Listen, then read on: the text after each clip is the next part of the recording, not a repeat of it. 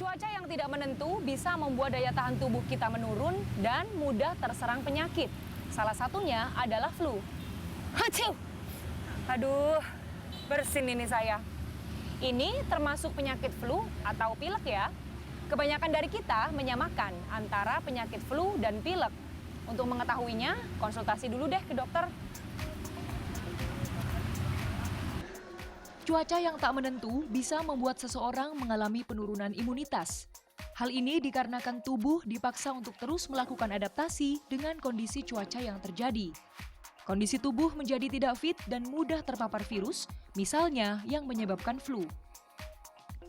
Dokter spesialis telinga, hidung, tenggorokan, kepala, dan leher Rumah Sakit Husada Utama Surabaya, Tri Hedianto mengatakan, flu adalah penyakit yang sering disebabkan oleh virus.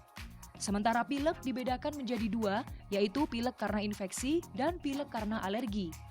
Perbedaan keduanya adalah pada jenis lendirnya. Adapun jenis lendir karena infeksi cenderung lebih kental dan keruh. Sementara jenis lendir karena alergi cenderung lebih encer dan bening. Biasanya paling sering itu rhinovirus atau ada lagi yaitu Haemophilus influenza. Nah, kalau misalkan bakteri yang paling sering Streptococcus pneumoniae. Kalau misalkan berapa harinya, biasanya pasien tuh terpapar virus antara 3 hingga 5 hari sampai akhirnya nanti akan berubah ke arah bakteri. Gejala yang biasa dialami penderita flu adalah bersin, lendir encer dan bening, hidung tersumbat, nyeri kepala, batuk, sakit tenggorokan, dan demam.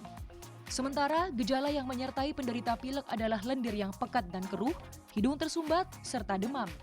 Gejalanya ya bersin-bersin, terus biasanya pusing gitu kan. Apalagi kalau ada apa ya istilahnya kotoran di hidung itu kan putih kan, jadi agak pening sih. Perubahan musim ini saya pernah kena flu sama pilek.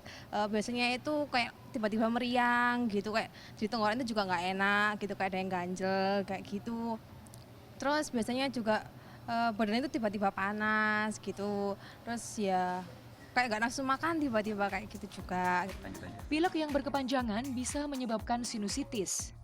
Sinusitis itu adalah proses pembengkakan dari rongga sinus. Rongga sinus itu ada di daerah wajah-wajah di tengkorak kita ya. Di tengkorak kita itu ada rongga-rongga. Yang rongga itu saluran pembuangannya di pangkal hidung, di hidung. Nanti kalau misalkan ada proses pembengkakan dan saluran itu terhambat, nah itu menjadi sinusitis.